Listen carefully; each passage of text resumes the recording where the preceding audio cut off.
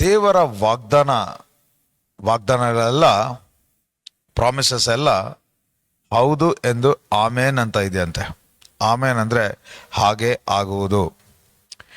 ಆದರೆ ಇವತ್ತು ಅನೇಕರನ್ನ ವರ್ಷ ನ್ಯೂ ಇಯರ್ ಸರ್ವಿಸಲ್ಲಿ ನಾವು ದೇವರ ವಾಗ್ದಾನವನ್ನು ಹೊಂದಿಕೊಂತೀವಿ, ಆ ಒಂದು ಪ್ರಾಮಿಸನ್ನು ತಗೊತೀವಿ, ಪ್ರಾಫಿಟಿಕ್ ವರ್ಡ್ನ ತಗೊತೀವಿ. ಆದರೆ ಆ ಪ್ರಾಫಿಟಿಕ್ ವರ್ಡ್ ನಮ್ಮ ಜೀವನದಲ್ಲಿ ನಿಜವಾಗ್ಲೂ ನೆರವೇರ್ತಾ ಇದೆಯಾ? ಸೊ ನೀವು ವಾಗ್ದಾನವನ್ನು ತಗೊಂಡಿರೋದು ಸರಿ, ಆದರೆ ಆ ವಾಗ್ದಾನ ನೆರವೇರಿಲ್ಲ ಅಂದರೆ ಅದಕ್ಕೆ ಕಾರಣ ಏನು? ಸೊ ದೇವರ ವಾಕ್ಯ, ಆಕಾಶವೂ ಅಳಿದು ಹೋಗ್ಬೋದು, ಭೂಮಿನೂ ಅಳಿದು ಹೋಗ್ಬೋದು, ನನ್ನ ವಾಕ್ಯ ಒಂದು ನೆರವೇರದೇ ಇರುವುದಿಲ್ಲ. ಸೊ ಹಾಗಾದ್ರೆ ದೇವರ ವಾಕ್ಯ ಎಷ್ಟು ಬೆಲೆ ಉಳ್ಳದು, ಎಷ್ಟು ಬಲವುಳ್ಳದು, ಅದರ ಮೌಲ್ಯ ಎಂಥದ್ದು ಅಂತ ನಾವು ಆತ್ಮದಲ್ಲಿರೋರು ಮಾತ್ರನೇ ಅದರ ವ್ಯಾಲ್ಯೂ ಏನು, ಅದರ ಪವರ್ ಏನು ಅಂತ ತಿಳ್ಕೊಳಕ್ ಸಾಧ್ಯ. ಸೊ ಹಾಗಾದ್ರೆ ಇವತ್ತು ಪರ್ಟಿಕ್ಯುಲರ್ ಆಗಿ ಯಾರಿಗೆ ನಾನು ಮಾತಾಡ್ತಾ ಇದ್ದೀನಿ ಅಂತ ಹೇಳಿದ್ರೆ, ಪಾಸ್ಟರ್ ವರ್ಷ ನಾನು ಒಂದು ವಾಗ್ದಾನವನ್ನು ನಾನು ಹೊಂದಿಕೊತಾ ಇದ್ದೀನಿ. ಅಂದರೆ ಪ್ರತಿ ವರ್ಷ ಒಂದು ವಾಗ್ದಾನ, ಒಂದು ಪ್ರಾಫಿಟಿಕ್ ವರ್ಡ್, ಒಂದು ಪ್ರಾಫಿಟಿಕ್ ಬ್ಲೆಸ್ಸಿಂಗ್ ವರ್ಡ್ಸ್ ಒಂದೊಂದು ಸಭೆಯಲ್ಲಿ ಒಂಥರ ಎಲ್ಲ ಸ್ಕ್ರಿಪ್ಚರ್ಸ್ನ ಹಾಕ್ಬಿಟ್ಟು ಅದರಿಂದ ಒಂದು ಡಿಪ್ ಮಾಡಿ ತಗೊಳ್ಳೋ, it's like a lucky scripture. So ಆ ರೀತಿ ತಗೊತಾರೆ. ಸೊ ತಗೊಳ್ಳೋದು ಸರಿ, ಆದರೆ ಆ ವಾಕ್ಯ ನಿಮ್ಮಲ್ಲಿ ನೆರವೇರುವುದಕ್ಕೆ ಒಂದು ಸಿಸ್ಟಮ್ ಇದೆ, ಒಂದು ನಿಯಮ ಇದೆ. ನಿಮಗೆ ಅರಿಯದೇನೆ ಇದು ಏನೋ ಆಟೋಮ್ಯಾಟಿಕ್ ಆಗಿ ಮಾಡುವ ಕಾರ್ಯ ಅಲ್ಲ. ಸೊ ಈಗ ನಿಮ್ಮ ಜೀವನದಲ್ಲಿ ನೀವು ಪ್ರತಿ ವರ್ಷ ಆಲ್ ನೈಟ್ ಪ್ರೇಯರ್ ಇಲ್ಲ ನ್ಯೂ ಇಯರ್ ಸರ್ವಿಸ್ಗೆ ಅಟೆಂಡ್ ಮಾಡಿ ಒಂದು ವಾಗ್ದಾನವನ್ನು ಹೊಂದಿಕೊಂಡು ಹೋಗಿ ಅದನ್ನು ಮ್ಯಾನಿಫೆಸ್ಟ್ ಮಾಡಿ ಅದರ ಫಲವನ್ನು ತೃಪ್ತಿಯಾಗಿ ಅನುಭವಿಸೋದು ಎನ್ನುವ ಪ್ರಿನ್ಸಿಪಲ್ಸ್, ಅನ್ನುವ ಸ್ಟೆಪ್ಸ್, ಪ್ರೊಸೀಜರ್, ದೇವರ ಬಿಬ್ಲಿಕಲ್ ಸ್ಟೆಪ್ಸ್ ಏನು ಅನ್ನೋದನ್ನೇ ಇವತ್ತು ನಾನು ವಿವರಿಸ್ತೀನಿ. ತುಂಬ ಗಮನದಿಂದ ಕೇಳಿ. 100% ಹೇಳ್ತೀನಿ, ನನ್ನ ಮಾತೆಲ್ಲ ಕೇಳ್ತಾ ಇರೋದು ನೀವು. ದೇವರ ಮಾತಿಗೆ ಶಬ್ದ ಕೊಡುವ ಒಂದು ಶರೀರ ಅಷ್ಟೇ ಇದು. ಸೊ ಅದರಿಂದ ನಾನು ಗ್ಯಾರಂಟಿ ಕೊಡ್ತಾ ಇಲ್ಲ, ದೇವರು ಗ್ಯಾರಂಟಿ ಕೊಡ್ತಾ ಇದ್ದಾರೆ. ಆಕಾಶವೂ ಅಲಿದು ಹೋಗ್ಬೋದು, ಭೂಮಿನೂ ಅಲಿದು ಹೋಗ್ಬೋದು, ನನ್ನ ವಾಕ್ಯ ಒಂದು ನೆರವೇರದೆ ಹೋಗೋದಿಲ್ಲ ಅಂತ ಹೇಳಿದವರು ಈ ಮಾತುಗಳನ್ನ ಹೇಳ್ತಾ ಇದ್ದಾರೆ. ಯಾವ ರೀತಿ ಮಳೆ ಮೇಲ್ಗಡೆಯಿಂದ ಬಂದು ಅದು ವಾಪಸ್ ಹೋಗದೆ ಕೆಳಗಡೆ ಬಿದ್ದು ನೆಲವನ್ನು ತೋಯಿಸಿ ಉಣ್ಣುವನಿಗೆ ಆಹಾರವನ್ನು, ಬಿತ್ತುವನಿಗೆ ಬೀಜವನ್ನು ಕೊಡುತ್ತೋ, ಆ ಬೀಜ ಅದು ಯಾವ ಕಾರಣಕ್ಕೋಸ್ಕರ ಕಳಿಸಿದ್ನೋ ಆ ಕಾರ್ಯವನ್ನು ಹಾಗೆ ನೆರವೇರಿಸಿ ಬರುವುದು ಅಂತ ವಾಕ್ಯ ಇದೆ ಐಸಾಯ 55:10-11 ಸೊ ಹಾಗಾದ್ರೆ ದೇವರ ವಾಕ್ಯ ಅದು ಫೇಲ್ ಆಗಕ್ಕೆ ಸಾಧ್ಯನೇ ಇಲ್ಲ ಅಂದ ಮೇಲೆ ನಮ್ಮ ಜೀವನದಲ್ಲಿ ಆ ಕಾರ್ಯಗಳು, ಆ ವಾಗ್ದಾನ, ಆ ಪ್ರಾಫಿಟಿಕ್ ವರ್ಡ್, ಆ ಪ್ರಾಮಿಸ್ ವರ್ಡ್ ನೆರವೇರ್ತಾ ಇಲ್ಲ ಅಂದ್ರೆ ದರ್ ಇಸ್ ಸಮಥಿಂಗ್ ನಮಗೆ ತಿಳಿಯದೇ ಇರುವ ವಿಷಯ. ಏನದು? ಸತ್ಯ ತಿಳಿದಿಲ್ಲ. ಸತ್ಯವನ್ನು ತಿಳಿಯಿರಿ, ಸತ್ಯ ನಿಮ್ಮನ್ನು ಬಿಡುಗಡೆ ಮಾಡುತ್ತದೆ. ಈ ಸತ್ಯವನ್ನು ತಿಳಿದುಕೊಳ್ಳುವುದು, ಸತ್ಯಕ್ಕೆ ಅಲೈನ್ ಆಗುವ ಮ್ಯಾಟ್ರೇ ಇವತ್ತು ನಾನು ಮಾತಾಡುವ ವಿಷಯ. ಸೊ ಅದರಿಂದ ಇವತ್ತು ನಾನು ಹೇಳುವ ಪ್ರಿನ್ಸಿಪಲ್ಸ್ನ ಬರೀ ಇವತ್ತು ಪ್ರಾಮಿಸ್ ವರ್ಡ್ ಮಾತ್ರ ಅಲ್ಲ, ಒಂದೊಂದು ದೇವರ ವಾಗ್ದಾನವನ್ನು ನಿಮ್ಮ ಜೀವನದಲ್ಲಿ ಅದನ್ನ ಮಾಂಸವಾಗಿ ಪ್ರಕಟಿಸಿ ಅದರ ಫಲವನ್ನು ನೀವು ತೃಪ್ತಿಯಾಗಿ ಅನುಭವಿಸಿ ನೀವು ಜೀವವುಳ್ಳ ಸಾಕ್ಷಿಯಾಗಿದ್ದು ದೇವರ ನಾಮ ಮಹಿಮೆಪಟ್ಟು ಪರಲೋಕವೇ ಕೊಂಡಾಡುವ ರೀತಿಯಲ್ಲಿ ನಿಮ್ಮ ಜೀವನ ಇರುವುದು ಅಂತ ಯೇಸುವಿನ ನಾಮದಲ್ಲಿ ನಿಮ್ಮನ್ನು ಅಭಿಷೇಕ ಮಾಡ್ತಾ ಇದ್ದೀನಿ, ಆಶೀರ್ವದಿಸ್ತಾ ಇದ್ದೀನಿ. So I am going to talk. ನಾನು ಇವತ್ತು ಬಂದು ದೇವರು ನಮಗೆ ಕೊಟ್ಟ ಈ ವಾಗ್ದಾನದ ವಾಕ್ಯದಿಂದ ನಾನು ಮಾತಾಡಕ್ಕಿದ್ದೀನಿ. ನಮಗೆ ಕೊಟ್ಟ ವಾಕ್ಯ ಎಜೆಕಿಯಲ್ 47:9. ಎಲ್ಲೆಲ್ಲಿ ತೊರೆಯು ಹರಿಯುತ್ತದೋ ಅಲ್ಲಲ್ಲಿ ಜೀವ ಉಂಟಾಗ್ತಾ ಇದೆ. ಈ ವರ್ಷ ದೇವರು ನಾವು ಆತ್ಮದಲ್ಲಿ ಎಷ್ಟು ಮೆಚೂರ್ ಆಗ್ತಾ ಹೋಗ್ತಾ ಇದೀವೋ ಅಷ್ಟು ಶರೀರದಲ್ಲಿ ನಾವು ಶ್ರಮ ಪಡದೆ, ಕಷ್ಟಪಡದೆ, ಬೆವರು ಸುರಿಸದೆ ಅವರಲ್ಲಿ ಇದ್ದು ಅವರ ಫಲಗಳನ್ನು ನಾವು ತೃಪ್ತಿಯಾಗಿ ಅನುಭವಿಸುವ ಕಾರ್ಯಗಳನ್ನು ಅವರು ಇಟ್ಟಿರುವ ಕಾರ್ಯಗಳನ್ನ ಅನುಭವಿಸೋಕೆ ಸಾಧ್ಯವಾಗುತ್ತೆ. ಸೊ ಆದ್ರಿಂದ ನಮಗೆ ದೇವರಿಗೆ ಕೊಟ್ಟ ವಾಗ್ದಾನ, ಈ ತೊರೆಯು ಅಲ್ಲಿ ಎಜೆಕಿಯಲ್ 47 ಅಲ್ಲಿ ಒಂದು ಟೆಂಪಲ್ ಬಾಗಿಲ ಕೆಳಗಡೆಯಿಂದ ಅದು ಹರಿಯಿತು. ಅದು ಹರಿಯುವ ದಾರಿಯಲ್ಲಿ 12 ಮರಗಳಿತ್ತು, 12 ವಿಧವಾದ ಹಣ್ಣುಗಳು ಪ್ರೊಡ್ಯೂಸ್ ಮಾಡ್ತಾ ಇತ್ತು. ಆದರೆ ಎಲೆ ಬಾಡಿಗೆ ಹೋಗಿಲ್ಲ. ಆದರೆ ಎಲೆ ಅನೇಕ ದೇಶಗಳಿಗೆ ಅದು ಒಂದು ಸ್ವಸ್ಥತೆಯಾಗಿ it was a healing for the nations ಅಂತ ವಾಕ್ಯ ಹೇಳ್ತಾ ಇದೆ. ಇದರ ಬ್ಲೂ ಪ್ರಿಂಟ್ ಎಲ್ಲಿ ನೋಡ್ಬೋದು ಅಂದರೆ ಜೆನಿಸಸ್ ಚಾಪ್ಟರ್ 2 ಅಲ್ಲಿ ಯಾವ ರೀತಿ ಏದೇನಲ್ಲಿ ಒಂದು ನದಿ ಹುಟ್ಟಿತು, ಅದು ತೋಟದ ಕಡೆ ಹರಿದು ಆ ತೋಟವನ್ನು ತೋಯಿಸಿ ಆ ತೋಟದಿಂದ 4 ಶಾಖೆಗಳಾಗಿ ಡಿವೈಡ್ ಆಗಿ ಹೋಯ್ತು ಅಂತ ನಾವು ನೋಡ್ತೀವಿ. ಈಗ ಇದರಲ್ಲಿ ರಿವರ್ ಅಂದರೆ ಏನು, ತೋಟ ಅಂದರೆ ಏನು, ನಾನು ಎಲ್ಲ ವಿವರಿಸಿದ್ದೀನಿ. ಸೊ ಆ ಏದೇನಲ್ಲಿದ್ದ ತೋಟ ಇಲ್ಲ ಮರ ಎಂಬುದು ಯಾರಂದ್ರೆ ನಮ್ಮನ್ನು ತೋರಿಸ್ತಾ ಇದೆ. ಏದೇನ್ ದೇವರನ್ನು ತೋರಿಸ್ತಾ ಇದೆ. ಏದನಿಂದ ಹುಟ್ಟಿದ ಆ ನದಿ ಅದು ವಾಕ್ಯವನ್ನು ತೋರಿಸ್ತಾ ಇದೆ. ಆ ವಾಕ್ಯ ಎಂಬುವ ನೀರು ಹರಿಯುವುದು ಏನಂದ್ರೆ the flow of the Holy Spirit, ಪವಿತ್ರಾತ್ಮನ ಹರಿಯುವ ಪವಿತ್ರಾತ್ಮನ ವಾಕ್ಯವನ್ನು ಕ್ಯಾರಿ ಮಾಡಿ ಹೊತ್ಕೊಂಡು ಆ ವಾಕ್ಯವನ್ನು ಮಾಂಸಪಡಿಸುವ ಕಾರ್ಯ ಪವಿತ್ರಾತ್ಮನ ಕಾರ್ಯ. ಸೊ ಹಾಗಾದ್ರೆ ದೇವರು ತೋಟಗಾರನಾಗಿದ್ದಾನೆ. ನಾವೇ ಆ ತೋಟದಲ್ಲಿರುವ ಮರ. ನಾವು ಆತನಲ್ಲಿ ಇರುವಾಗ ಮಾತ್ರನೇ ನಮಗೆ ಜೀವ ಎಂಬುವ ಪಿಕ್ಚರನ್ನು ಅಲ್ಲಿ ನೋಡ್ಬೋದು. ಯಾವ ನದಿ ಹರಿತಾ ಇದೆಯೋ ಅದರ ಬಳಿಯಲ್ಲಿ ನಡಲ್ಪಟ್ಟಿದ್ರೆ ಸಾಕು, ಆ ಮರ ಎಂಬುವ ವ್ಯಕ್ತಿಗೆ ಅವನು ಯಾವ ಶ್ರಮ ಇಲ್ಲದೆ ಅವನಿಗೆ ಬೇಕಾಗಿರುವ ಎಲ್ಲ ಪ್ರಾವಿಷನ್ಸ್, ಎಲ್ಲ ಸಪ್ಲೈ, ಬಲ, ಸಾಮರ್ಥ್ಯ, ಜಯ ಎಲ್ಲ ಅದರಿಂದಾನೇ ಅಂತ ನಾವು ಧ್ಯಾನ ಮಾಡಿದ್ವಿ. ಯಾವ ರೀತಿ ಎಜೆಕಿಯಲ್ 47 ಅಲ್ಲಿ ಒಂದು ಪಾಪದ ನಿಮಿತ್ತವಾಗಿ ಏದೇನಲ್ಲಿ ಯಾವ ರೀತಿ ಇರಬೇಕಾಯಿತೋ, ಪಾಪದ ನಿಮಿತ್ತವಾಗಿ ಮನುಷ್ಯ ಕೊಲಾಪ್ಸ್ ಆದ್ಮೇಲೆ ಅದನ್ನು ರಿಪೇರ್ ಮಾಡುವುದಕ್ಕೆ ಯೇಸು ಶರೀರದಲ್ಲಿ ಬಂದ ಕಾರ್ಯವನ್ನೇ ಆ ಟೆಂಪಲ್ ಇಂದ ಹರಿತಾ ಇರುವ ನೀರು, ಆ ತೊರೆಯು ಇಲ್ಲ ಆ ನದಿ ಯಾವ ರೀತಿ ಒಡೆದೋಗಿರೋರನ್ನ ಸ್ವಸ್ಥತೆ ಪಡಿಸ್ತಾ ಇದೆ, ಪಾಪದಲ್ಲಿರೋರನ್ನ ರಕ್ಷಿಸುತ್ತಾ ಇದೆ, ಕಾಯಿಲೆಯಲ್ಲಿರೋರನ್ನ ಬಿಡುಗಡೆ, ಮರಣದಲ್ಲಿರೋರಿಗೆ ಜೀವ ಅನ್ನುವ ಕಾರ್ಯವನ್ನು ನೋಡಿದ್ವಿ. ರೆವಲೇಷನ್ 22 ಅಲ್ಲಿ ಯಾವ ರೀತಿ ಇದೇ ಒಂದು ತೊರೆಯು ಎಜೆಕಿಯಲಲ್ಲಿ ಎಲ್ಲಿ ಟೆಂಪಲ್ ಕೆಳಗಡೆಯಿಂದ ಹರಿಯಿತೋ ಅದು ಇನ್ ರೆವಲೇಷನ್ 22 ಅಲ್ಲಿ it was from the throne of god and the lamb. ದೇವರ ಯಜ್ಞದ ಕುರಿಯಾದ ಅಲ್ಲಿಂದ ಹರಿಯುತ್ತಂತೆ. ಸೊ ಅಲ್ಲಿಂದ ಹರಿದು ಅದೇ ರೀತಿ ಆ ಮಧ್ಯದಲ್ಲಿದ್ದ ಜೀವವೃಕ್ಷದ ಮರ ಇದ್ದು ಅಲ್ಲಿ 12 ಮರಗಳು, 12 ಡಿಫರೆಂಟ್ ಹಣ್ಣುಗಳು, ಅದರ ಎಲೆಗಳು ಬಾಡಿ ಹೋಗದೆ ಅದರ ಎಲೆಗಳು ದೇಶಗಳಿಗೆ ಅದು ಆರೋಗ್ಯವಾಗಿ ಸ್ವಸ್ಥತೆ ಆಗಿತ್ತಂತೆ. ಸೊ ಹಾಗಾದ್ರೆ ಏದೇನೆಂಬುವ ದೇವರಿಂದ ಉತ್ಪತ್ತಿ ಆದದ್ದೇ ಕರಪ್ಟ್ ಆದಮೇಲೆ ಅದರ ಮಾಡೆಲ್ ಆಗಿ ಟೆಂಪಲ್ ಇಂದ ನೀರು ಹರಿಯಕ್ಕೆ ಶುರು ಆಯಿತು. ಇದು ಯೇಸು ಕ್ರಿಸ್ತನ ಕಲ್ವಾರಿ ಶಿಲುವೆಗೆ ಹೋಗಕ್ಕೆ ಮುಂಚೆ ಯೇಸು ಶರೀರದಲ್ಲಿ ಡೆಮಾನ್ಸ್ಟ್ರೇಟ್ ಮಾಡುವ ಕಾರ್ಯವನ್ನು ಈ ಪಿಕ್ಚರ್ ತೋರಿಸ್ತಾ ಇದೆ.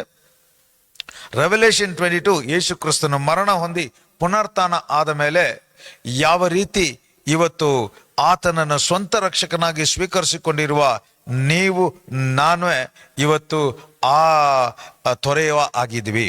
V are the rivers. ಅದಕ್ಕೆ ಜಾನ್ 7:37-38 ಅಲ್ಲಿ out of your belly flows the rivers of living water. ಇವತ್ತು ಆ ತೊರೆಯು ಎಲ್ಲಿ ಅಂತ ಹೇಳಿದ್ರೆ ಇವತ್ತು ನಮ್ಮ ಒಳಗಡೆಯಿಂದ ಹರಿಯಬೇಕಾಗಿದೆ. ಸೊ ಇವತ್ತು ಈ ವಾಗ್ದಾನದ ಮೂಲಕ ನೀವು ಎಲ್ಲೆಲ್ಲಿ ಹರಿತಾ ಇದ್ದೀರೋ ಅಲ್ಲೆಲ್ಲಿ ಜೀವ ಉಂಟಾಗಬೇಕು. ಹಾಗಾದ್ರೆ ಏನರ್ಥ? ಸೊ ಈಗ ನಾನು ಹೇಳ್ತಾ ಇರೋ ವಿಷಯಗಳನ್ನ ಕೇಳ್ತಾ ಇರುವಾಗ ಅನೇಕರಿಗೆ ಪ್ರಶ್ನೆ, ಪಾಸ್ಟರ್ ನಾವೇ ನದಿಯಾಗಿದ್ರೆ, ರಿವರ್ ಆಗಿದ್ರೆ ನಾವು ಎಲ್ಲಿ ಹೋಗ್ತೀವೋ ಅಲ್ಲಿ ಜೀವ ಉಂಟಾಗ್ತಾ ಇದೆ, ಆದರೆ ನನ್ನ ಕತೆ ಏನು ಅಂತ ಕೇಳಿದ್ರೆ, ಏದೇನಲ್ಲಿ 4 ಶಾಖೆಗಳಾಗಕ್ಕೆ ಮುಂಚೆ ಪಿಶೋನ್, ಗಿಯೋನ್, ಹೆಡಕಲ್, ಯುಫ್ರಟಸ್. ಪಿಶೋನ್ ಎಂಬುವ ಇನ್ಕ್ರೀಸ್, ಹೆಚ್ಚಳ, ಸಮೃದ್ಧಿ, ವರ್ಷಿಪ್, ಪ್ರೇಯರ್. ಡೀಲಿಯಂ ಅನ್ನೋದು ಫ್ರೇಗ್ರೆನ್ಸ್, ಅದು ಬಂದ್ಬಿಟ್ಟು ಆರಾಧನೆ, ದೇವರು ಯಾವಾಗಲೂ ದೇವರ ಪ್ರಸನ್ನತೆಯಲ್ಲಿದ್ದು ದೇವರನ್ನು ಕೊಂಡಾಡುವುದು. ಬಂಗಾರ ಅನ್ನೋದು ನಿಮ್ಮ ಗುರುತೇ ದೇವರಲ್ಲಿದೆ ಅಂತ ಗುರುತಿಸಿಕೊಳ್ಳುವುದು. ಆನಿಕ್ಸ್ ಕಲ್ಲು ಅನ್ನೋದು ಅಥಾರಿಟಿ. ಹಾಗಾದ್ರೆ ಏನರ್ಥ? ಯಾವಾಗೆಲ್ಲ ನೀವು ದೇವರಲ್ಲಿ ಗುರುತಿಸಿಕೊಂಡಿದ್ರೆ ನೀವು ಯಾವಾಗಲೂ ದೇವರ ಪ್ರಸನ್ನತೆಯಲ್ಲಿ ಇದ್ದು ಆರಾಧನೆ ಮಾಡಿ ಕೊಂಡಾಡ್ತಾನೆ ಇರ್ತೀರಾ. ಯಾವಾಗೆಲ್ಲ ದೇವರ ಪ್ರಸನ್ನತೆಯಲ್ಲಿ ಇರುವಾಗ ನಿಮ್ಗೊಂದು ಅಧಿಕಾರ ಇರುತ್ತೆ. ಆ ಅಧಿಕಾರದ ಮೂಲಕ ಈ ಭೂಮಿಯಲ್ಲಿ ಆಳ್ವಿಕೆ ಮಾಡ್ತಾ ಇರ್ತೀರಾ. ಇಡೀ ಸೃಷ್ಟಿ ನಿಮಗೆ ಸೇವೆ ಮಾಡುತ್ತೆ. ಇಡೀ ಸೃಷ್ಟಿ ನೀವು ಹೇಳಿ ತಗೊಳ್ಳೋದಲ್ಲ, ನಿಮಗೆ ಏನು ಬೇಕು ಅಂತ ತಿಳಿದು ಅದು ನಿಮ್ಮನ್ನು ಹುಡ್ಕೊಂಬಂದು ಸೇವೆ ಮಾಡುವುದು. ಆರೋಗ್ಯ ನಿಮ್ಮನ್ನು ಹುಡ್ಕೊಂಬಂದು ಸೇವೆ ಮಾಡುತ್ತೆ. ಸಮೃದ್ಧಿ ನಿಮ್ಮನ್ನು ಹುಡ್ಕೊಂಬಂದು ಸೇವೆ ಮಾಡುತ್ತೆ. ಐಶ್ವರ್ಯ ನಿಮ್ಮನ್ನು ಹುಡ್ಕೊಂಡು ಸೇವೆ ಮಾಡುವ ಹಾಗೇನೆ ಈ ಡಿಸೈನ್ ದೇವರು ಮಾಡಿದ್ದು. ಸೊ ಆದ್ದರಿಂದ ನೀವು ನೆಕ್ಸ್ಟ್ ಗಿಯೋನ್ ಅಂದ್ರೆ ಬಲ, ಕುಶ್ ಅಂದ್ರೆ ಕತ್ತಲೆ ಇರುವ ಪರಿಸ್ಥಿತಿಯಲ್ಲಿ ನಿಮಗೆ ವಿರುದ್ಧವಾಗಿದ್ದಲ್ವ ಜಾಗದಲ್ಲಿ, ಅನುಕೂಲವಾಗಿಲ್ಲದೆ ಇರುವ ಸ್ಥಳದಲ್ಲಿ ಈ ಗಿಯೋನ್ ಆಗಿರುವ ಬಲ ಆ ಕಾರ್ಯವನ್ನು ನಿರ್ಮೂಲ ಮಾಡಿ ನಿಮ್ಮನ್ನು ಮುಂದೆ ಹೋಗುವ ಹಾಗೆ ಮಾಡುವುದು. ಹೆಡಕಲ್ ಎಂಬುವುದು ನೀವು ಮುಂದೆ ಬಂದು ದೇವರ ಸ್ಪೀಡಲ್ಲಿ, ದೇವರ ಡೈರೆಕ್ಷನ್ ಅಲ್ಲಿ, ಸರಿಯಾದ ಮಾರ್ಗದಲ್ಲಿ, ಸರಿಯಾದ ಡೈರೆಕ್ಷನ್ ಅಲ್ಲಿ ಅವರ ಉದ್ದೇಶವನ್ನು ನೆರವೇರಿಸುವ ದಾರಿಯಲ್ಲಿ ನಡೆಸುವುದು. ಯೂಫ್ರಟಸ್ ಸರಿಯಾದ ದಾರಿಯಲ್ಲಿ ನಡೆದು ನೀವು ಫಲ ಕೊಡುವರಾಗಿರ್ತೀರಾ. ಫಲ ಕೊಡುವುದು ಅಂತ ಹೇಳಿದ್ರೆ ನಿಮ್ಮ ಮೂಲಕ ಇನ್ನೊಬ್ಬರು ಫಲವನ್ನು ಅನುಭವಿಸುವುದೇ ನೀವು ಫಲ ಕೊಡುವ ವಿಷಯ. ಸೊ ಹಾಗಾದ್ರೆ ನೀವು ಈಗ 4 ಶಾಖೆಗಳು ಎಲ್ಲಿತ್ತು? ಫಸ್ಟ್ ಆ ಒಂದು ತೋಟದಲ್ಲಿ ಇತ್ತು. ಹಾಗಾದ್ರೆ ಈ ಪಿಶೋನ್, ಗಿಯೋನ್, ಹೆಡಕಲ್, ಯೂಫ್ರಟಿಸ್ ಇದು ಎಲ್ಲ ಸ್ವಭಾವಗಳು, ಇದೆಲ್ಲ ಕಾರ್ಯಗಳು ಅಲ್ಲಿ ತೋಟ ಎಂಬುವ ನೀವು ನನ್ನಲ್ಲೇ ಇದ್ದು ನಮ್ಮಿಂದ ಹರಿಬೇಕಾಗಿರೋ ವಿಷಯ. ಯೇಸುವಿನ ನಾಮದಲ್ಲಿ ಈಗ ಈ ವಾಗ್ದಾನಕ್ಕೆ ಹಾಗಾದ್ರೆ ಇವತ್ತು ನಾನು ಮೇನ್ ಆಗಿ ಫೋಕಸ್ ಮಾಡುವ ಪ್ರಿನ್ಸಿಪಲ್ ಏನಂತ ಹೇಳಿದ್ರೆ, ನೀವು ಎಲ್ಲೆಲ್ಲಿ ಹೋಗ್ತೀರೋ ಅಲ್ಲಲ್ಲಿ ಜೀವ ಉಂಟಾಗುತ್ತೆ. ನೀವು ಎಲ್ಲಿ ಹೋಗ್ತೀರೋ ಅಲ್ಲಿ ಜೀವ ಉಂಟಾಗಬೇಕಾದ್ರೆ ಮೊದಲು ನಿಮ್ಮಲ್ಲಿ 6 ನದಿ ತುಂಬಿ 4 ರಿವರ್ ಹೆಡ್ಸ್, 4 ಕಾರ್ಯಗಳು ನಿಮ್ಮಲ್ಲಿ ಹೆಚ್ಚಾಗಿ ತುಂಬಿದೆ ಅಂತ ಅರ್ಥ ಮಾಡ್ಕೊಳ್ಳಿ. ನಿಮ್ಮಲ್ಲಿ ತುಂಬಿ ನಿಮ್ಮಲ್ಲಿ ಓವರ್ಫ್ಲೋ ಆಗುವ ಕಾರ್ಯನೇ ಮುಂದೆ ಹರಿಯಕ್ಕೆ ಸಾಧ್ಯ. ಸೊ ನೀವು ಓವರ್ಫ್ಲೋ ಆಗಬೇಕು ಅಂತ ಹೇಳಿದ್ರೆ ಫಸ್ಟ್ ನೀವು ತುಂಬಿರಲೇಬೇಕು. ಒಂದು ಪಾತ್ರೆ ತುಂಬದೆ ಅದು ಓವರ್ಫ್ಲೋ ಆಗಕ್ಕೆ ಸಾಧ್ಯನೇ ಇಲ್ಲ. ಸೊ ಹಾಗಾದ್ರೆ ನೀವು ಎಲ್ಲಿಯ ತನಕ ನಾನ್ ಚೆನ್ನಾಗಿದೆ ಅಂತ ಹೇಳಿದ್ರೆ ಅಲ್ಲಿ ಓವರ್ಫ್ಲೋ ಆಗೋಕೆ ಅವಶ್ಯಕತೆ ಇಲ್ಲ. ನಿಮ್ಮಲ್ಲಿ ಒಂದು 10 ಲೀಟರ್ ಬಕೆಟ್ ಅಲ್ಲಿ 5 ಲೀಟರ್ ತುಂಬಿದ್ರೂ ನೀವು ತೃಪ್ತಿಯಾಗಿರ್ತೀರಾ. ಆದ್ರೆ ನೀವು ಯಾವಾಗ ಇನ್ನೊಬ್ಬರಿಗೆ ಆಶೀರ್ವಾದವಾಗಿರ್ಬೇಕು ಅನ್ನುವ ಬಯಕೆ ನಿಮ್ಮಲ್ಲಿ ಉಂಟಾಗಿ ಆ ಆಸಕ್ತಿಯನ್ನು, ಆ ಹಸುವನ್ನು, ಆ ದಾಹವನ್ನು ದೇವರ ಬಳಿಯಲ್ಲಿ ನೀವು ವ್ಯಕ್ತಪಡಿಸ್ತೀರೋ ಆವಾಗ ನಿಮ್ಮ ಪಾತ್ರೆ ತುಂಬಿ ನೀವು ಓವರ್ಫ್ಲೋ ಆಗಿ ನಿಮ್ಮ ಮೂಲಕ ಬೇರೆಯವರಿಗೆ ಹರಿಯಕ್ಕೆ ಶುರು ಮಾಡ್ತೀರಾ. So always God has design you to be in the overflow. ನೀವು ಹರಿತಾನೇ ಇರಬೇಕು, ನೀವು ಇನ್ನೊಬ್ಬರಿಗೆ ಹರಿತಾನೆ ಇರಬೇಕು. ನೀವು ಇನ್ನೊಬ್ಬರಿಗೆ ಹರಿತಾನೆ ಇರುವುದಾದ್ರೆ ಮಾತ್ರನೇ ನೀವು ತುಂಬಿ ಓವರ್ಫ್ಲೋ ಆಗಕ್ಕೆ ಸಾಧ್ಯ. ತುಂಬಿ ಹರಿಯದೆ ಇನ್ನೊಂದು ಕಡೆ ಓವರ್ಫ್ಲೋ ಆಗಕ್ಕೆ ಸಾಧ್ಯನೇ ಇಲ್ಲ. ಹಾಗಾದ್ರೆ ನೀವು ಇನ್ನೊಬ್ಬರ ಆಶೀರ್ವಾದಕ್ಕೋಸ್ಕರನೇ ದೇವರು ನಿಮ್ಮನ್ನು ಡಿಸೈನ್ ಮಾಡಿರೋದು. This is the system, this is the blueprint of the whole picture in ಏದೆನಲ್ಲಿ. ದಟ್ ಇಸ್ ವೈ ಈ ವರ್ಷ ದೇವರು ನಮಗೆ ಮಾಡಿದ ವಾಗ್ದಾನ ದ ಏಡನ್ ರೆಸ್ಟೋರ್ಡ್. ಏದೆನ್ನನ್ನು ಪುನಃ ಸ್ಥಾಪನೆ ಮಾಡಿದ್ದಾನೆ. ಅದನ್ನೇ ನಾನು ನಮಗೆ ಕೊಟ್ಟ ವಾಗ್ದಾನ. ಸೊ ಅದರಿಂದ ಈಗ ಇದಕ್ಕೆ ಹೆಂಗೆ ಅಲೈನ್ ಆಗೋದು ಅನ್ನುವ ಕಾರ್ಯಗಳನ್ನು ನಾನು ಹೇಳುವಾಗ ತುಂಬಾ ಗಮನದಿಂದ ಕೇಳಿ. ಫಸ್ಟ್ ಪ್ರಿನ್ಸಿಪಲ್, ಎಲ್ಲಿ ಆ ತೊರೆಯು ಹರಿತಾ ಇದೆಯೋ ನಾವು ಅಲ್ಲಿ ಇರಬೇಕು. ಸೊ ಅದರಿಂದ ತೊರೆಯು ಒಂದು ಕಡೆ ಹರಿತಾ ಇರುವಾಗ ನೀವು ಇನ್ನೊಂದು ಕಡೆ ನಿಂತಿದ್ರೆ ಅದರ ಫಲವನ್ನು ಅನುಭವಿಸೋಕ್ಕೆ ಸಾಧ್ಯ ಇಲ್ಲ. ಇದರ ಅರ್ಥ ಏನಂತ ಹೇಳ್ತೀನಿ. ಇವತ್ತು ಒಂದು ಮೀನು ಇಮ್ಯಾಜಿನ್ ಮಾಡಿ ನೋಡಿ, ನೀರಿಲ್ಲ ಇರೋ ತನಕ ಅದು ಒದ್ದಾಡಲ್ಲ, ಕಷ್ಟಪಡಲ್ಲ, ಇಲ್ಲ ಕಷ್ಟಪಟ್ಟು ಉಸಿರಾಡಲ್ಲ, ಇಲ್ಲ ಬದುಕಕ್ಕೆ, ಜೀವವಾಗಿರಕ್ಕೆ, ಇಲ್ಲ ಆಹಾರಕ್ಕೆ ಬೆವರು ಸುರಿಸಿ ಕಷ್ಟಪಡುವುದಿಲ್ಲ. ಅದೇ ಮೀನನ್ನ ತೆಗೆದು ನೆಲದ ಮೇಲೆ ಹಾಕ್ಬಿಡಿ, ಹಂಗೆ ಅದೇ ಹೆಂಗಾಗುತ್ತೆ, ಟ್ರಂಬಲ್ ಆಗ್ತಾ ಇರುತ್ತೆ, ನರಳ್ತಾ ಇರುತ್ತೆ, ಕಷ್ಟಪಡ್ತಾ ಇರುತ್ತೆ, ಜೀವ ಉಳಿಸ್ಕೊಳ್ಳೋಕ್ಕೆ ಪ್ರಯತ್ನ ಪಡ್ತಾ ಇರುತ್ತೆ. ಯಾಕಂದ್ರೆ ನೆಲದ ಮೇಲೆ. ಹಂಗಾದ್ರೆ ಎಲ್ಲಿ ಅಲೈನ್ ಆಗಿರ್ಬೇಕಾಯಿತೋ ಅಲ್ಲಿ ಇರುವಾಗ ಎಲ್ಲವೂ ಸುಲಭವಾಗಿ ಆ ಮೀನಿಗೆ ಹರಿತಾ ಇದೆ. ಎಲ್ಲಿ ಇರಬೇಕಾಗಿರುವ ಜಾಗವನ್ನು, ಸ್ಥಳವನ್ನು ಬಿಟ್ಟು ಬೇರೆ ಕಡೆ ಇರುವಾಗ ಅದಕ್ಕೆ ಮರಣದ ಪರಿಸ್ಥಿತಿ. ಯೇಸುವಿನ ನಾಮದಲ್ಲಿ ಈ ತೊರೆಯು ಏನು ಅಂತ ಹೇಳಿದ್ದೀನಿ, ವಾಕ್ಯ ಎಂಬುವ ಯೇಸು. ಆ ವಾಕ್ಯ ಹರಿಯುವಾಗ ಪವಿತ್ರಾತ್ಮನ ಕ್ರಿಯೆ, ಆಕ್ಷನ್ ಅಲ್ಲಿ ಇದ್ದಾರೆ ಅಂತ ಅರ್ಥ. ಪವಿತ್ರಾತ್ಮನು ಯಾವಾಗ ವಾಕ್ಯವನ್ನು ಮಾಂಸವಾಗಿ ಪ್ರಕಟಪಡಿಸ್ತಾ ಇದ್ರೋ ಆವಾಗಲೇ ಫಲಪರಿತರಾಗಿದ್ದೀರಾ ಅಂತ ಅರ್ಥ. ಸೊ ಹಾಗಾದ್ರೆ ಈಗ ಕೂಡ ಮಿಸ್ಅಲೈನ್ಮೆಂಟ್ ಎಲ್ಲಿ ಅಂದ್ರೆ, ವಾಕ್ಯ ಎಂಬುವ ತೊರೆಯ ಬಲಿಯಲ್ಲಿ ನೀವು ಬೇರೆಯವರು ಇರಬೇಕಾಗಿರೋರು, ನೀವು ಅದನ್ನ ಬಿಟ್ಬಿಟ್ಟು ನಿಮ್ಮ ಸ್ವಂತ ಬಲದಿಂದ, ಸ್ವಂತ ಜ್ಞಾನದಿಂದ, ಸ್ವಂತ ಅನುಭವದಿಂದ ನಿಮ್ಮಿಂದ ಏನ್ ಮಾಡಕ್ ಸಾಧ್ಯ, ನಿಮಗೇನ್ ಗೊತ್ತು, ನೀವು ಯಾವುದ್ರಲ್ಲಿ ಎಕ್ಸ್ಪರ್ಟ್ ಆಗಿದ್ದೀರಾ ಅನ್ನುವ ಕಾರ್ಯದಲ್ಲಿ ನೀವು ಕೈ ಇಡುವಾಗ ಅಲ್ಲಿ ಮೀನಿನ ನೀರಲ್ಲಿ ಇಲ್ಲದೆ ಹೆಂಗೆ ಹೊರಗಡೆ ಇದೆಯೋ ಆ ರೀತಿಯಾದ ಪರಿಸ್ಥಿತಿಯಲ್ಲಿ ಇದ್ದೀರಾ. So the first thing is alignment to the word of God. ಬರೆಯೋರು ಬರ್ಕೊಳ್ಳಿ, ದೇವರ ವಾಕ್ಯಕ್ಕೆ ನೀವು ಅಲೈನ್ ಆಗೋದು. ಆ ವಾಕ್ಯಕ್ಕೆ ಅಲೈನ್ ಆಗೋದಂದ್ರೆ ಏನಂತ ಅರ್ಥ ಅಂತ ಹೇಳಿದ್ರೆ, ನಿಮ್ಮ ಗುರುತು, ಯೋರ್ ಐಡೆಂಟಿಟಿ. ನೀವು ಶರೀರದಲ್ಲಿ ಇದ್ರೂ ಯಾವ ಕ್ಷಣದಲ್ಲಿ ನೀವು ಯೇಸುವನ್ನು ಸ್ವಂತ ರಕ್ಷಕನಾಗಿ ಸ್ವೀಕರಿಸಿಕೊಂಡು ದೀಕ್ಷಾಸ್ನಾನ ತಗೊಂಡು ನೀವು ಆತ್ಮದಲ್ಲಿ ಹುಟ್ಟಿದಿರೋ, ನಿಮ್ಮ ಗುರುತು ಇನ್ನು ಮುಂದೆ ಆ ಕ್ಷಣದಿಂದ ಯೇಸು ಕ್ರಿಸ್ತನಲ್ಲೇ ನಿಮ್ಮ ಗುರುತು. Your identity is in Christ Jesus. ಹಾಗಾದ್ರೆ ನೀವು ಯೇಸು ಕ್ರಿಸ್ತನ ಪ್ರಜ್ಞೆಯಲ್ಲಿರುವವರು, ಯೇಸು ಕ್ರಿಸ್ತನ ಪ್ರಕಟಣೆಯಲ್ಲಿ ಇರುವವರು, ಯೇಸು ಕ್ರಿಸ್ತನ ಮೈಂಡೇ ನಿಮಗೆ ಇರುವುದು.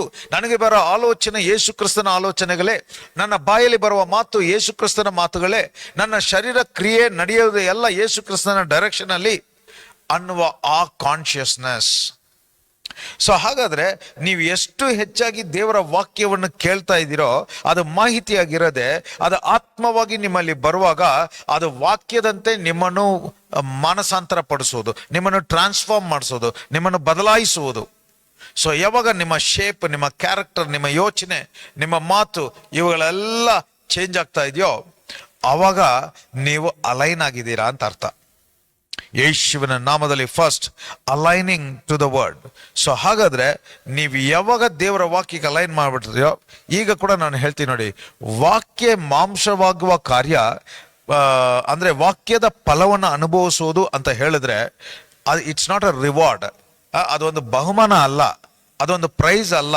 ನೀವೇನೋ ಕಷ್ಟಪಟ್ಟು ಏನೋ ಮಾಡಿ ಜಯಿಸ್ಬಿಟ್ರಿ ಈಗ ಅದರ ಫಲವನ್ನು ಅನುಭವಿಸ್ತಾ ಇದ್ದೀರಾ, ಇಲ್ಲ. ನೀವು ಸರಿಯಾದ ಅಲೈನ್ಮೆಂಟ್ ಅಲ್ಲಿ ಇದ್ರೆ, ತೊರೆಯು ನದಿಯು ಎಂಬುವ ಬಲಿಯಲ್ಲಿ ನೀವು ನೆಡಲ್ಪಟ್ಟಿದ್ರೆ, ವಾಕ್ಯ ಎಂಬುವ ನದಿಯಲ್ಲಿ ನಿಮ್ಮ ಹೃದಯ ಇದ್ರೆ, ನೀವು ಬೇರೂರಿದ್ರೆ ಫಲ ಆಟೋಮ್ಯಾಟಿಕ್ ಆಗಿ ಪ್ರೊಡ್ಯೂಸ್ ಆಗೋದು. ಇದೇ ಮಿಸ್ಅಲೈನ್ಮೆಂಟ್ ಇವತ್ತು ನಮಗೆ. ನಾವು ಫಲವನ್ನು ಉತ್ಪತ್ತಿ ಮಾಡಕ್ಕೆ ಪ್ರಯತ್ನ ಪಡ್ತಾ ಇದೀವಿ, ಅದಕ್ಕೆ ಫಲಗಳು ಸರಿಯಾಗಿ ಬರ್ತಾ ಇಲ್ಲ, ಫಲನೇ ಬರ್ತಾ ಇಲ್ಲ. ಫಲ ಉತ್ಪತ್ತಿ ಮಾಡುವ ರೀತಿಯಲ್ಲಿ fruit are not to be produce. Fruit manifest when you are aligned to the design of God. ನೀರು ತೊರೆಯ ಬಳಿಯಲ್ಲಿ ನೀವು ಇದ್ರೆ ಸಾಕು, ಫಲ ಬಂದೇ ಬರುತ್ತೆ. ಅದಕ್ಕೆ ಈ ವರ್ಷ ದೇವರು ನಮಗೆ ವಾಗ್ದಾನ ಮಾಡಿರೋದು, ನೀವು ಬೆವರು ಸುರಿಸಲ್ಲ, ಕಷ್ಟ ಪಡಲ್ಲ, ಹೇಗ್ ಮಾಡೋದಂತ ಚಿಂತೆಯಲ್ಲಿರಲ್ಲ, ಅದ ಅಂತ ಒಂದು ಗೊಂದಲ, ಕನ್ಫ್ಯೂಷನ್, ಕ್ವಶನ್ ಇಂಥ ಕಾರ್ಯದಲ್ಲಿ ಇರಲ್ಲ. ಈಗ ಕೂಡ ನೋಡಿ, ಆ ಮರ ಹಣ್ಣನ್ನು ಉತ್ಪತ್ತಿ ಮಾಡೋದಕ್ಕೆ ಯಾವ ಶ್ರಮನೂ ಪಟ್ಟಿಲ್ಲ, ನೀರು ಅಲ್ಲಿ ಹರಿಯೋದಕ್ಕೆ ಯಾವ ಶ್ರಮನೂ ಪಟ್ಟಿಲ್ಲ. ಅದರ ತನ್ನಕ್ಕೆ ಅದು ಕೆಲಸವನ್ನು ಮಾಡ್ತಾ ಇದೆ, ಮರ ಅದರ ಪಾಡಿಗೆ ಇದೆ, ಆದರೆ ಫಲ ಮಾತ್ರ ಕರೆಕ್ಟ್ ಆಗಿ ಬರ್ತಾ ಇದೆ. ಈ ವರ್ಷದ ವಾಗ್ದಾನ ನಿಮಗೆ ಇದರಂತೆ ಯೇಸುವಿನ ನಾಮದಲ್ಲಿ ನೀವು ಈ ದೇವರು ನಿಮಗೆ ಕೊಟ್ಟ ಈ ವರ್ಷದ ವಾಗ್ದಾನದ ಪ್ರಕಾರ ನೀವು ಶ್ರಮವಿಲ್ಲದೆ, ಬೆವರು ಸುರಿಸದೆ, ಕಷ್ಟ ಪಡದೆ, ಯಾವುದಕ್ಕೂ ಒಂದು ಗೊಂದಲ, ಕನ್ಫ್ಯೂಷನ್, ಒಂದು ಸುಸ್ತಾಗಿ, ತಡೆಯಾಗಿ, ಡಿಲೇ ಆಗಿ ಹೇಗೋ ಒಂದು ನಡೀತು ಅನ್ನೋದ್ರ ಆ ರೀತಿ ಇಲ್ಲದೆ ಎಲ್ಲವೂ ಸುಲಭವಾಗಿ ಶ್ರಮ ಕರೆಕ್ಟಾಗಿ ಶ್ರೇಷ್ಠವಾಗಿ ದೇವರ ಉದ್ದೇಶದ ಪ್ರಕಾರ ನೀವು ಫಲಗಳನ್ನ ತೃಪ್ತಿಯಾಗಿ ಅನುಭವಿಸುವಿರಿ ಅಂತ ಯೇಸುವಿನ ನಾಮದಲ್ಲಿ ಡಿಕ್ಲೇರ್ ಮಾಡ್ತಾ ಇದ್ದೀನಿ. Receive it in the mighty name of Jesus. So the alignment is about your identity, ನಿಮ್ಮ ಗುರುತು. ನೀವು ಎಲ್ಲೇ ತನಕ ದೇವರ ಗುರುತಲ್ಲಿ ಅಂದ್ರೆ ನನ್ನ ಗುರುತೇ ಯೇಸು ಕ್ರಿಸ್ತನಲ್ಲಿ ಎಂಬುವ ಪ್ರಜ್ಞೆಯಲ್ಲಿ ಇದ್ದೀರೋ ಅಲ್ಲಿಯ ತನಕ ನಿಮಗೆ ಬರುವ ಆಲೋಚನೆ, ನಿಮ್ಮ ಮಾತುಗಳು ಎಲ್ಲ ದೇವರ ಉದ್ದೇಶದ ಪ್ರಕಾರ ಇರುತ್ತೆ. ಸೆಕೆಂಡ್ ಥಿಂಗ್, ಯಾವಾಗ ನಿಮ್ಮ ಗುರುತು ಅದರಂತೆ ಇದೆಯೋ ನಿಮ್ಮ ಮಾತುಗಳು ಅದರಂತೆ ಇರಬೇಕು. ಹಾಗಾದ್ರೆ ಏನರ್ಥ? ಯಾವಾಗ ನಿಮ್ಮ ಶರೀರದ ಪರಿಸ್ಥಿತಿ ಅನುಕೂಲವಾಗಿ ಇಲ್ಲವೋ, ದೇವರ ವಾಕ್ಯಕ್ಕೆ ವಿರುದ್ಧವಾಗಿದೆಯೋ, ಆವಾಗ ಕೂಡ ನಿಮ್ಮ ಗುರುತನ್ನು ಮರಿಬಾರದು. ನಿಮ್ಮ ಗುರುತನ್ನು ಮರೆಯೋದ್ರಿಂದಾನೇ ನೀವು ಇರುವ ಪರಿಸ್ಥಿತಿನೇ ನಿಮ್ಮ ಗುರುತಂತ ಒಪ್ಪಿಕೊಂಡು ಅದರಂತೆ ಮಾತಾಡ್ತಾ ಇದ್ವಿ. ಆದ್ರೆ ಯಾವಾಗ ನನ್ನ ಗುರುತು ಕ್ರಿಸ್ತನಲ್ಲಿ ಅಂತ ಗೊತ್ತಾಗುತ್ತೋ ಆವಾಗ ಪರಿಸ್ಥಿತಿಗೆ ನನಗೆ ಇಲ್ಲ, ಒಣಗೋಗಿದೆ, ಖಾಲಿಯಾಗಿದೆ ಅಂತ ಪರಿಸ್ಥಿತಿಯಲ್ಲೂ ಎಲ್ಲೆಲ್ಲಿ ಆ ನದಿ ತೊರೆಯು ಹರಿಯುತ್ತೋ ಅಲ್ಲಿ ಜೀವ ಉಂಟಾಗ್ತಾ ಇದೆ ಅಂತ ವಾಕ್ಯ ಹೇಳ್ತಾ ಇದೆ. ಹಾಗಾದ್ರೆ ಎಲ್ಲಿ ಕೊರತೆ ಇದೆಯೋ ಅಲ್ಲಿ ಕೊರತೆಯ ಬಗ್ಗೆ ಮಾತಾಡೋ ಅವಶ್ಯಕತೆ ಇಲ್ಲ. ಕೊರತೆಯ ಜಾಗದಲ್ಲಿ ನದಿ ಹರಿದ್ರೆ, ಆ ತೊರೆಯು ಹರಿದು ಬಂದ್ರೆ ಅಲ್ಲಿ ಜೀವ ಉಂಟಾಗುತ್ತೆ. ಸೊ ಹಾಗಾದ್ರೆ ನೀವು ಎಲ್ಲಿ ನಿಮಗೆ ಸಮಸ್ಯೆ ತರ ಕಾಣ್ತಾ ಇದೆಯೋ ಅಲ್ಲಿ ನೀವೇ ಆ ನದಿಯಾಗಿ, ತೊರೆಯಾಗಿ ಅಲ್ಲಿ ಹರಿತಾ ಇರೋದ್ರಿಂದ ಆ ಪರಿಸ್ಥಿತಿ ಬದಲಾವಣೆ ಆಗ್ಲೇಬೇಕು, ಅಲ್ಲಿ ಜೀವ ಉಂಟಾಗ್ಲೇಬೇಕು, ಅದರ ಫಲವನ್ನು ನೀವು ಅನುಭವಿಸಲೇಬೇಕು. ಸೊ ಯೇಸುವಿನ ನಾಮದಲ್ಲಿ ಈಗ ಪ್ರಾಫಿಟಿಕ್ ಆಗಿ ಡಿಕ್ಲೇರ್ ಮಾಡ್ತಾ ಇದ್ದೀನಿ. ಸಮಸ್ಯೆದ ಬಗ್ಗೆ ಮಾತಾಡಬೇಡಿ, ಸಮಸ್ಯೆ ಎಷ್ಟು ದೊಡ್ಡದಾಗಿದೆ ಅಂತ ಹೇಳಬೇಡಿ, ಸಮಸ್ಯೆದ ಕಡೆ ತುಂಬಾ ಗಮನ ಕೊಡಬೇಡಿ, ಆ ಸಮಸ್ಯೆದ ಪರಿಹಾರದ ಕಡೆ ಗಮನ ಕೊಡಿ. ಪರಿಹಾರ ಅನ್ನುವುದು ನೀವು ಅದಕ್ಕೆ ಪರಿಹಾರ ಕಂಡುಹಿಡಿಯುವ ವಿಷಯ ಅಲ್ಲ, ನಿಮ್ಮ ಗುರುತು. ನೀವು ಇರುವುದೇ ವಾಕ್ಯದ ಬಳಿ, ವಾಕ್ಯ ಎಂಬುವ ನದಿಯ ಬಳಿಯಲ್ಲಿ ಎಂಬುವ ಪ್ರಜ್ಞೆಗೆ ಬಂದ್ಬಿಟ್ರೆ, ನಾನು ನೀರಿನ ಬಳಿಯಲ್ಲಿ ನೆಡಲ್ಪಟ್ಟಿದ್ರೆ ನಾನು ಚೆನ್ನಾಗೇ ಇರಬೇಕು, ನಾನು ಫಲ ಕೊಡಲೇಬೇಕು, ನನ್ನ ಎಲೆ ಬಾಡಿ ಹೋಗೋದಿಲ್ಲ ಅನ್ನುವ ಆ ತಿಳುವಳಿಕೆನೆ ಪರಿಹಾರ. ಯಾವಾಗ ಆ ಮೈಂಡ್ ಸೆಟ್ ಅಲ್ಲಿ ಇರ್ತೀವೋ ಆವಾಗ ಆ ನದಿ, ಆ ತೊರೆಯು ಅಲ್ಲಿ ಹರಿಯುತ್ತೆ, ಅಲ್ಲಿ ಜೀವ ಉಂಟಾಗುತ್ತೆ, ಅದರ ಫಲವನ್ನು ನೀವು ತೃಪ್ತಿಯಾಗಿ ಅನುಭವಿಸುವಿರಿ ಅಂತ ಯೇಸುವಿನ ನಾಮದಲ್ಲಿ ಡಿಕ್ಲೇರ್ ಮಾಡ್ತಾ ಇದ್ದೀನಿ. Receive it in the mighty name of Jesus. ಯೇಸುವಿನ ನಾಮದಲ್ಲಿ ಫಲ ಬಂದ್ಬಿಟ್ಟು ನೀವು ಕಷ್ಟಪಟ್ಟು ಪ್ರೊಡ್ಯೂಸ್ ಮಾಡೋರಲ್ಲ. ಹಾಗಾದ್ರೆ ಈ ವರ್ಷ 2026 ಅಲ್ಲಿ ಯಾವ್ದನ್ನ ಸಮಸ್ಯೆ ಬಂದ್ರೆ ನೀವು ಆ ಸಮಸ್ಯೆವನ್ನ ಫಿಕ್ಸ್ ಮಾಡಕ್ಕೆ ಪ್ರಯತ್ನ ಪಡಬೇಡಿ. ಆ ಸಮಸ್ಯೆಗೆ ಟೆಂಪ್ರರಿ ಆಗಿ ಏನಾದ್ರೂ ಒಂದು ವ್ಯವಸ್ಥೆ ಮಾಡ್ಬೋದಾ, ಏನಾದ್ರೂ ಮಾಡಿ ಇದನ್ನ ಸಾಲ್ವ್ ಮಾಡ್ಬೋದಾ ಅನ್ನುವ ಆ ಮೈಂಡ್ ಸೆಟ್ ಇಂದ ಹೊರಗಡೆ ಬಂದು, ನಾನು ತೊರೆಯು ಎಂಬುವ ವಾಕ್ಯದಲ್ಲಿ ಬೇರೂರಿದ್ರೆ ಸಾಕು, ಇದೆಲ್ಲ ಸಾಲ್ವ್ ಆಗುವುದು, ಇದೆಲ್ಲ ಸರಿಯಾಗುವುದು, ಇದೆಲ್ಲ ನನಗೆ ಅನುಕೂಲವಾಗೇ ಇರುವುದು ಎಂಬುವ ಪ್ರಕಟಣೆ ನಿಮಗೆ ಉಂಟಾಗ್ಲಿ ಅಂತ ಯೇಸುವಿನ ನಾಮದಲ್ಲಿ ಡಿಕ್ಲೇರ್ ಮಾಡ್ತಾ ಇದ್ದೀನಿ. Receive it in the mighty name of Jesus. ಮೂರನೇದು, ಯಾವ ರೀತಿ ಈಗ ಈ ವಾಕ್ಯದಲ್ಲಿ ನೀವು ಬೇರೂರೋದು.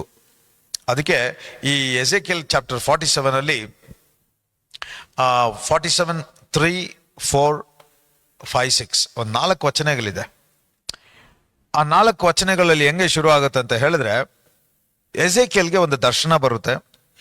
ಒಂದು ಮನುಷ್ಯ ಅವನ್ನ ಕರ್ಕೊಂಡು ನದಿ ಬಳಿಯಲ್ಲಿ ಬರ್ತಾನೆ. ಒಂದು ನ್ಯೂ ಲಿವಿಂಗ್ ಟ್ರಾನ್ಸ್ಲೇಷನ್ ಅಲ್ಲಿ it is translated to feet about 1786 feet ಅಂತ, 1760 ಅಡಿ ಆಳದಕ್ಕ ಹೋದಾಗ, ಅಂದ್ರೆ ಒಂದು ಇದು ಡಿಸ್ಟೆನ್ಸ್ ಆ ಥರ ಹೋದಾಗ ಆ ನೀರಿನ ಡೆಪ್ತ್ ಬಂದ್ಬಿಟ್ಟು ಆಂಕಲ್ ತನಕ ಬಂತಂತೆ. ಮತ್ತೆ ಆ ಮನುಷ್ಯ ಮುಂದೆ ನಡೆಸ್ದ ಒಂದು 1000 ಫೀಟ್ ಡಿಸ್ಟೆನ್ಸ್ ಅಲ್ಲಿ ಅವನಿಗೆ ಅವನ ಮೊಣಕಾಲ್ ತನಕ ನೀರು ಮುಳುಗಿತಂತೆ. He was in the water until his knee was in the water. ಇನ್ನು ಒಂದು 1000 ಕ್ಯೂಬಿಟ್ಸ್ ಅಂದ್ರೆ ಅನದರ್ ಡಿಸ್ಟೆನ್ಸ್ ಆಫ್ 1786 ಫೀಟ್ ಅಂತ ಮುಂದೆ ಹೋಗಿದ ಕೂಡಲೇ ಈಗ ಏನಾಯ್ತು, ಅವನ ವೇಸ್ಟ್ ತನಕ ನೀರು ಹೆಚ್ಚಾಗಿತ್ತಂತೆ. ಇನ್ನು ಮುಂದೆ ಅದೇ ತರ 1000 ಕ್ಯೂಬಿಟ್ಸ್ ಮುಂದೆ ಹೋಗಿದ ಕೂಡಲೇ ಈಗ ಅವನಿಂದ ನಿಂತ್ಕೊಳ್ಳೋಕ್ಕಾಗಲಿ, ಯಾಕಂದ್ರೆ ಆಳ ಜಾಸ್ತಿ ಇದ್ದರಿಂದ ಅವನು ನಿಂತ್ಕೊಳ್ಳೋಕ್ಕಾಗಲಿಲ್ಲ, ಈಜೋಡಿಬೇಕಾಯಿತು. ಈಜೋಡಿದ ಮೇಲೆ ಆ ಮನುಷ್ಯ ಏಸೆಕೇಲನ್ನ ಮತ್ತೆ ವಾಪಸ್ ಕೆರೆ ದಂಡಕ್ಕೆ ಕರ್ಕೊಂಬಂದ್ಬಿಟ್ಟ. ಈ ಪಿಕ್ಚರ್ನ ಅಲ್ಲಿ ನೋಡ್ಬೋದು. ಈಗ ಇದರಿಂದ ಒಂದು ಕಾರ್ಯನ ವಿವರಿಸ್ತೇನೆ, ತುಂಬ ಗಮನದಿಂದ ಕೇಳಿ. ಯಾವ ರೀತಿ ನೀವು ದೇವರ ಪ್ರಸನ್ನತೆಯಲ್ಲಿರುವಾಗ ನೀವು ಜೀವ ಅನ್ನೋದೇ ಜೀವದ ಒಂದು ಸ್ವಭಾವ, ಫಲವನ್ನು ಕೊಡೋದು, ಫಲ ಪ್ರೊಡ್ಯೂಸ್ ಆಗೋದು. ಆದರೆ ನಾವೇನು ಮಾಡ್ತಾ ಇದ್ದೀವಿ, ಜೀವವನ್ನು ನಾವೇ ಉತ್ಪತ್ತಿ ಮಾಡೋಕ್ಕೆ ಟ್ರೈ ಮಾಡ್ತಾ ಇದ್ದೀವಿ, ಫಲವನ್ನು ನಾವೇ ಉತ್ಪತ್ತಿ ಮಾಡೋಕ್ಕೆ ಟ್ರೈ ಮಾಡ್ತಾ ಇದ್ದೀವಿ, ಅದರಿಂದಾನೇ ಅದರ ಫಲವನ್ನು ಅನುಭವಿಸೋಕ್ಕಾಗ್ತಾ ಇಲ್ಲ. ಸೊ ಜೀವ ಅನ್ನೋದು ನಮಗೆ ನೀರಿನ ಬಳಿಯಲ್ಲಿ ನೆಡಲ್ಪಟ್ಟು ಆ ನೀರು ಹರಿದ್ರೆ ಸಾಕು ಜೀವ ಉಂಟಾಗುವುದಂತೆ. ಸೊ ಯಾವಾಗ ನೀರು ಆ ಸ್ಥಳಕ್ಕೆ ಹರಿದ್ರೆ, ತೋಟಕ್ಕೆ ಹರಿದ ಕೂಡಲೇ ಅದು ಜೀವ ಉಂಟಾಯಿತು. ಜೀವ ಉಂಟಾಗುವುದು ಎಲ್ಲ ಫಲ ಕೊಡುವಂಥದ್ದಾಗಿದೆ.